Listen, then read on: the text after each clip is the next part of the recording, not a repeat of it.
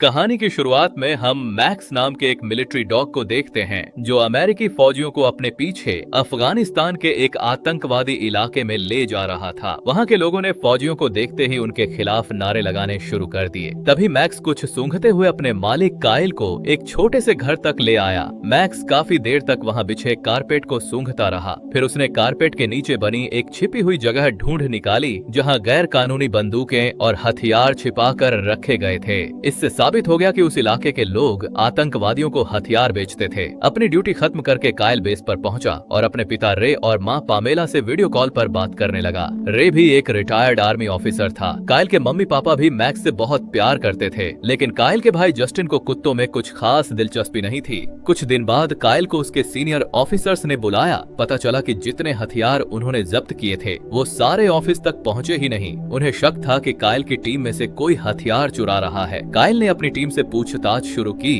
तो पता चला कि इसके पीछे उसके सबसे अच्छे दोस्त टायलर का हाथ है। लेकिन काइल अपनी दोस्ती खराब नहीं करना चाहता था, इसलिए उसने टायलर को एक मौका देने का फैसला किया। अगले दिन काइल अपनी टीम के साथ अगले मिशन पर जा रहा था। मैक्स उन्हें अपने पीछे एक मैदान तक ले आया और बीच में आकर रुक गया। इधर काइल ने टायलर से कहा कि वो उसके गैर कानूनी हथियार सप्लाई करने वाले बिजनेस के बारे में सब जानता है, लेकिन माफी मांगने की बजाय टायलर ने काइल से अपना मुंह बंद रखने और मिशन पर ध्यान देने को कहा। उधर मैक्स आगे बढ़ता जा रहा था। वहाँ आतंकवादियों ने जगह जगह माइंस बिछा रखी थी। जैसे ही वो फटी, चारों तरफ जोरदार धमाके होने लगे। मैक्स को मुसीबत में देखकर काइल उसे बचाने के लिए तेजी से दौड़ा। उसने टायलर से कवर फायर देने को कहा, लेकिन टायलर ने धोखा दिया और एक चट्टान के पीछे जाकर छिप गया। बदकिस्मती से काइल दुश्मनों से लड़ते हुए शहीद हो गया। इसके बाद सेना के कुछ अफसर काइल के परिवार को उसकी मौत की खबर देने पहुंचे। उसके माँ बाप और भाई जस्टिन को ये सुनकर बहुत बड़ा सदमा लगा। काइल को आखिरी विदाई देने के लिए पूरा परिवार चर्च पहुंचा। मैक्स को भी वहां लाया गया, जो अपने मालिक को खोकर बेहद दुखी था। वो चुपचाप जाकर काइल के ताबूत के पास बैठ गया।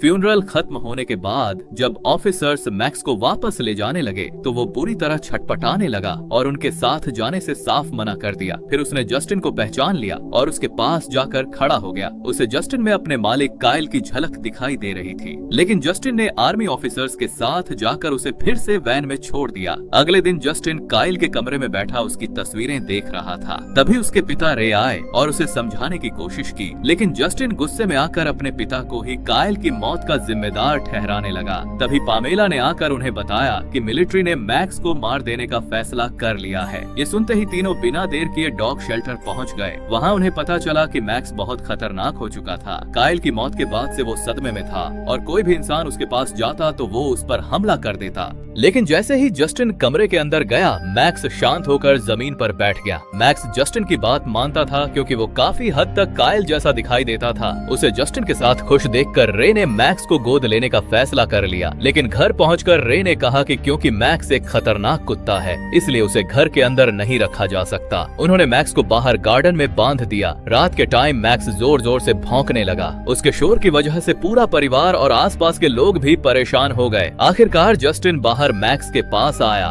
उसे देखते ही मैक्स ने भौंकना बंद कर दिया। अब तो वो जस्टिन को वापस जाने ही नहीं दे रहा था, इसलिए जस्टिन भी मैक्स के पास ठीक वैसे ही लेट गया जैसे काइल लेटा करता था। जस्टिन के सो जाने के बाद मैक्स पूरी रात उसकी रखवाली करता रहा। अगली सुबह जस्टिन अपने दोस्त चूई और उसकी कजन कार्मेन से मिला। कार्मेन को कुत्ते बहुत पसंद थे। जस्टिन ने उन्हें बताया कि मैक्स को संभालना उसके लिए बहुत मुश्किल हो रहा है। तब कार्मेन ने कहा कि वो मैक्स को ट्रेन करने में उसकी मदद कर सकती है। अगले दिन कार्मेन और चूई उसके घर आए। कार्मेन ने जस्टिन को कुत्तों के पास जाने की ट्रेनिंग दी और उन्हें कंट्रोल करना भी सिखाया। कुछ ही घंटों की प्रैक्टिस में जस्टिन मैक्स को अपने साथ साथ घुमाने लगा। रात को जब सभी डिनर कर रहे थे तभी अचानक बाहर से मैक्स के जोर जोर से भौंकने की आवाज आने लगी। तभी दरवाजे की घंटी बजी। जस्टिन ने दरवाजा खोला तो सामने टायलर खड़ा था। उसके मम्मी पापा टायलर को देखकर बहुत खुश हुए। पूछने पर टायलर ने बताया कि एक मिशन के दौरान उसे काफी चोटें आई थीं, इसीलिए वो कुछ टाइम आराम करने के लिए घर वापस आया है। बाद में वो टायलर को मैक्स से मिलवाने ले गए, लेकिन मैक्स उसे देखते ही जोर जोर से भौंकने लगा और बहुत गुस्से में आ गया। गुस्से में मैक्स ने अपनी चेन तोड़ डाली और टायलर पर हमला कर दिया। बड़ी मुश्किल से जस्टिन और कारमेन ने उसे शांत किया और टायलर की जान बचाई। असलियत ये थी कि मैक्स अपने मालिक काइल की मौत को भूला नहीं था और उसके अंदर टायलर से बदला लेने की आग जल रही थी। अगले दिन जस्टिन मैक्स को घुमाकर वापस आया तो वहाँ एक पिंजरा रखा हुआ था। उसकी माँ ने बताया कि ये पिंजरा मैक्स के लिए है ताकि वो किसी और पर हमला न कर सके।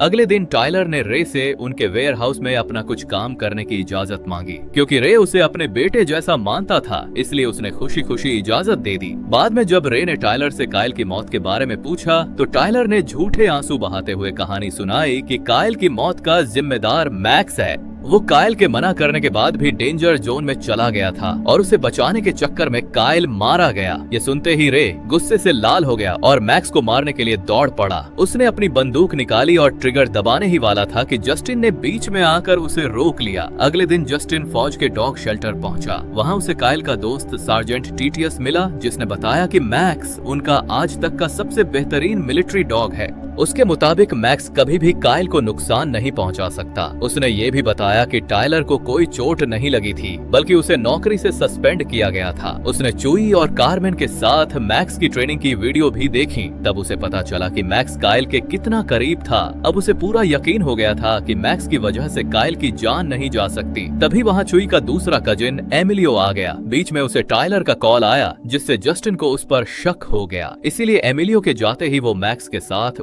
का पीछा करने लगा। कुछ देर बाद वो जंगल के बीच पहुंचे जहां एमिलियो टायलर से मिलने आया था। तभी वहां कुछ गुंडे भी आ गए जो असल में टायलर से हथियार खरीदने आए थे। तब जस्टिन को समझ आया कि टायलर असल में अफगानिस्तान के गैर कानूनी हथियार अमेरिका में बेचता है। उसी वक्त उन गुंडों के कुछ लोगों ने मैक्स के भौंकने की आवाज सुन ली और उसके पीछे भागने लगे। मैक्स उन दोनों खतरनाक कुत्तों से अकेला लड़ गया और उन्हें हराकर जस्टिन के साथ वहां से भाग निकला। खुशकिस्मती से वो हाईवे तक पहुंच गए, जहां एक औरत ने उन्हें लिफ्ट देकर घर तक छोड़ दिया। घर पहुंचकर जस्टिन ने देखा कि टायलर और उसका पार्टनर डेरेक स्टैक वहीं मौजूद थे। उन्होंने जस्टिन की साइकिल जंगल में देख ली थी, इसीलिए उन्हें समझ आ गया था कि वो उनके बिजनेस का राज जान चुका है। स्टैक ने अपने हाथ पर झूठी चोट दिखाकर इल्जाम मैक्स पर लगा दिया। उन्होंने जस्टिन के मम्मी पापा से शिकायत करते हुए कहा कि वो जितनी जल्दी हो सके मैक्स को कहीं दूर भेज दें। जब जस्टिन नहीं माना तो टायलर उसे अकेले में ले गया और उसके पूरे परिवार को जान से मारने की धमकी दी। अपने परिवार की जान बचाने के लिए जस्टिन मैक्स को भेजने के लिए राजी हो गया।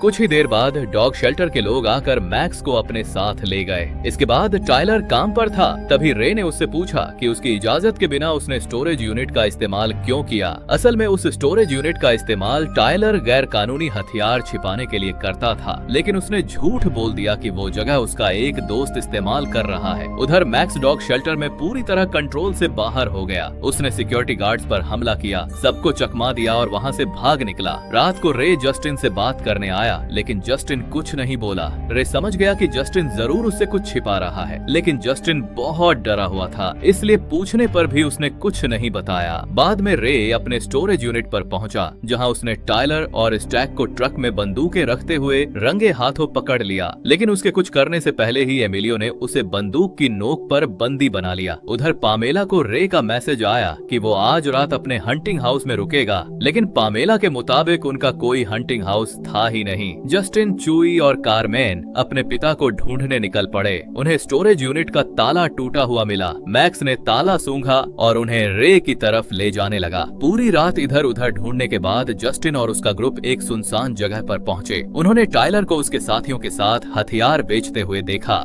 रे भी उन्हीं की कार में बैठा था। जब तक जस्टिन और चूई टायलर पर नजर रखे हुए थे, कारमेन जल्दी से पुलिस को बुलाने चली गई, लेकिन टायलर के कुत्तों ने जस्टिन को सूंघ लिया और उस पर हमला करने के लिए दौड़ पड़े। लेकिन इस बार भी अपने मैक्स ने उन दोनों कुत्तों को हरा दिया। इधर टायलर और एमिलियो जंगल में जस्टिन के पीछे भाग रहे थे। रेने ने मौका देखकर स्ट्रैक पर हमला किया और खुद को आजाद कर लिया। जल्द ही मैक्स और जस्टिन भी वहां पहुंच गए। दोनों बाप बेटे का दिल एक दूसरे को देखकर भर आया, लेकिन खतरा अभी टला नहीं था। उन्होंने प्लान बनाया कि दोनों अलग अलग रास्तों से जाकर टायलर को चकमा देंगे। दूसरी तरफ स्ट्रैक अपनी कार में बैठकर बाप बेटे को ढूंढने निकल पड़ा। उसने रेने को देखकर उस पर गाड़ी चढ़ाने की कोशिश की, लेकिन रेने ने उस पर गोली चला दी। गाड़ी ब्रिज के नीचे जा गिरी और जोरदार धमाका हुआ। उधर टायलर ने जस्टिन को पकड़ लिया। वो उसे जान से मारना चाहता था क्योंकि जस्टिन की वजह से उसकी बनी बनाई डील खराब हो गई थी। उसी वक्त मैक्स ने टायलर पर जोरदार हमला कर दिया। उसने झपट कर टायलर को ब्रिज से नीचे नदी में गिरा दिया। सही टाइम पर कारमेन पुलिस के साथ पहुंच गई और सारे बदमाश पकड़ लिए गए। आखिर में जस्टिन और मैक्स काइल की कब्र पर खड़े थे।